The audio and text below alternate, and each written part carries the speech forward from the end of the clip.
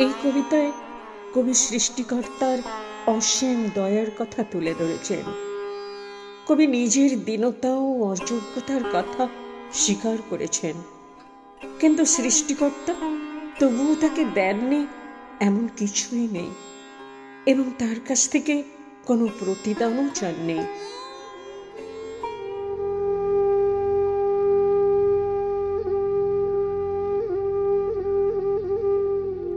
আমি অকৃতি অধম বলেও তো কিছু কম করে মরে দাওনি, যা দিয়েছ তারে অযোগ্য ভাবিয়া কেড়েও তা কিছু নাওনি। তবু আশিস কুসুম ধরে নাই শিরে, পায়ে দলে গেছি চাহি নাই ফিরে। তবু দয়া করে কেবলই দিয়েছ, প্রতিদান কিছু চাওনি।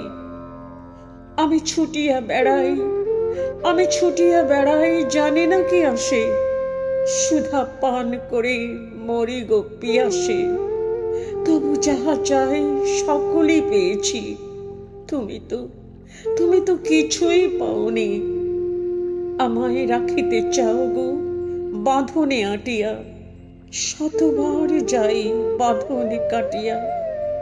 ভাবি ছেড়ে গেছো, ফিরে চেয়ে দেখি এক পাও ছেড়ে যাওনি।